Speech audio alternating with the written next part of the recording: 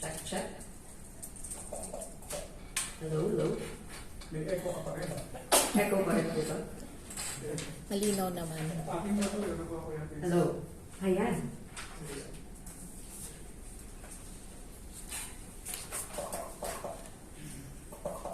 Pasensya. Alright, thank you very much, Dr. Joel Marciano Jr. I hope alam na po natin lahat kung bakit po tayo nandito, and we really are counting on our partners from the media to echo this lesson and this message to all of our stakeholders outside. Ayan po. So, sa harap niyo po, ito po yung mga scientists and engineers po ng PhilSat na magdidiscuss po ng mga topics po ng briefing. So, ang mauuna po dyan ay isang Senior Science Research Specialist ng Space Data Mobilization and Applications Division. Siya po ay mag-discuss ng citizen science in the Philippines. Palakpakan po natin si Engineer Kristine Bantay.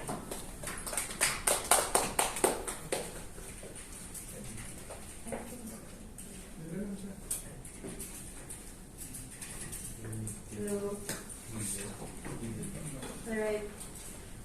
Magandang umaga po sa ating lahat.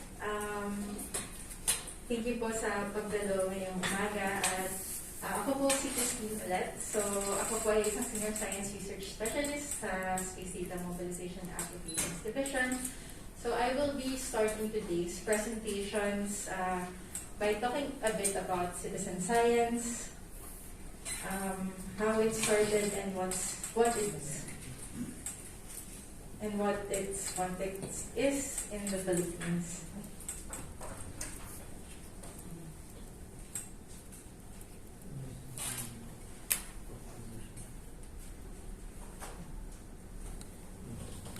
Alright, so pwede na po natin simulan.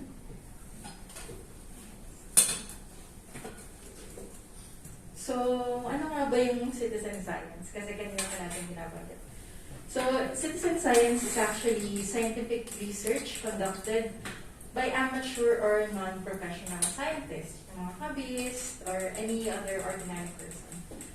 It's also known as crowd science, civic monitoring, volunteer monitoring, and other terms. So it's essentially all about giving members of the public, including children and young people, an opportunity to work in partnership with scientists, mainly in gathering data and recording environmental parameters. So, and it's actually, citizen science is actually great kasi nata-challenge nito kung paano pinaperceive yung mga scientists. For example, siguro kung isipin natin scientist, usually yung mga nasa lab, mayroong mga microscope, mga test tube, usually male, but actually everybody can do science. Sorry. So, citizen science is science for all, and people of all ages can take part. And actually, meaningful citizen science activities can take place anywhere. For example, school grounds, community spaces, sa mga palayan, sa mga tourist spots, sa beach, ganyan. So anywhere. And next po.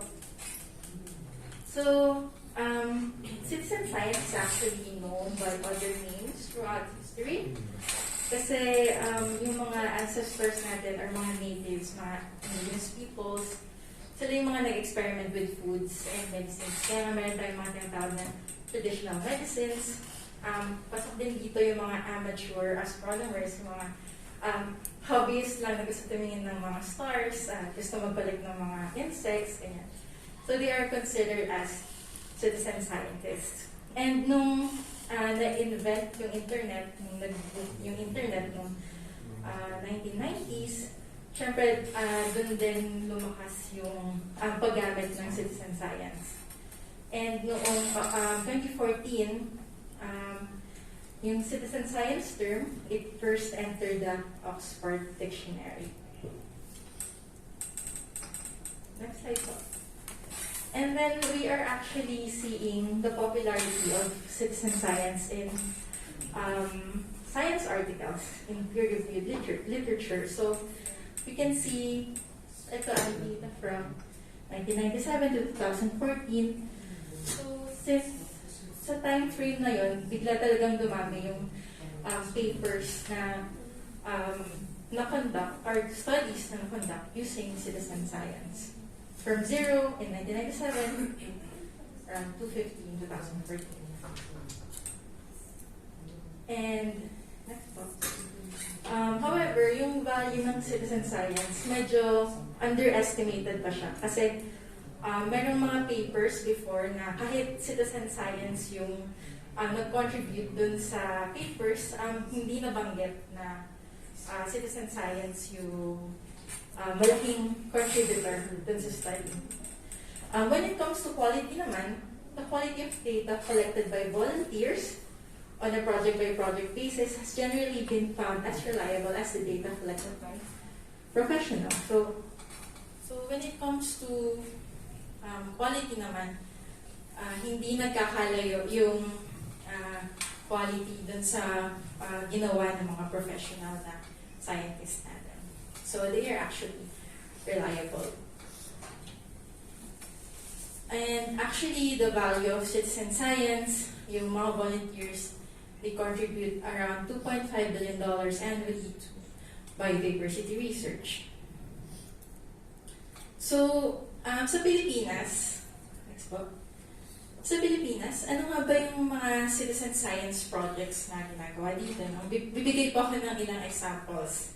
So una, meron po tayong tinatawag na Philippine Coral Bleaching Watch. I think ito po ay initiative ng Marine Science Institute at DENR.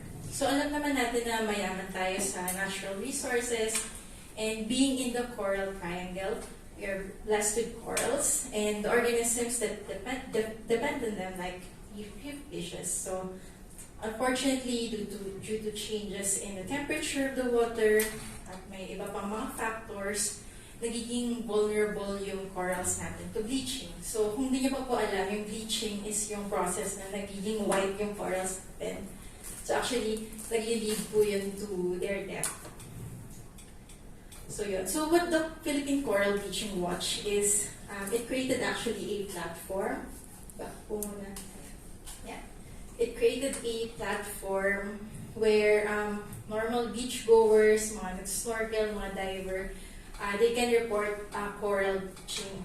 So these reports are consolidated in a database and shared on their social media pages and in press conferences. So actually, very important din po yung role ng media sa pag-disseminate ng information na nagagather ng mga citizen science initiatives. So another example is itong PhilBio.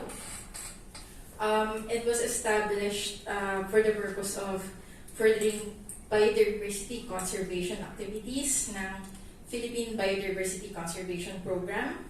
And yung isa sa mga activities nila is synchronized monitoring of target species. For example, included po dito yung mga species count ng mga endangered animals. So yun po. Next po. Another effort ng citizen scientists sa Pilipinas ay yung LAMAVE. LAMAVE means large marine vertebrates. Kasama po dito yung mga dolphins, sharks, ganyan. So, they do their citizen science by collecting photographs of these species. For example po, may mga nagpakitang whales, ganun, nag-surface sa water. Usually may mag-picture dyan, di ba?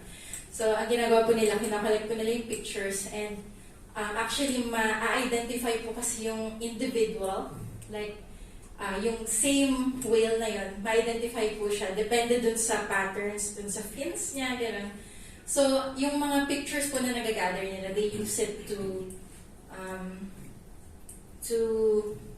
track the individuals. For example, pag ganitong months, nandito pala yung whale na to sa area na to. Pag ganitong months naman, nandito sa ibang area. So, that's what they do. They gather the pictures and track kung nasa na yung mga individuals and yung patterns nila. So lastly, itong Masdan app, it's a DOST funded and UP developed mobile app. So, ito naman, ginagamit to report environmental issues and concerns. Mainly, it was developed to monitor the water quality of Manila Bay, pero pwede din siya sa ibang mga places sa bansa. And concerned citizens can report environmental issues such as algal bloom, fish kill, water pollution, mga reclamation, solid waste, etc.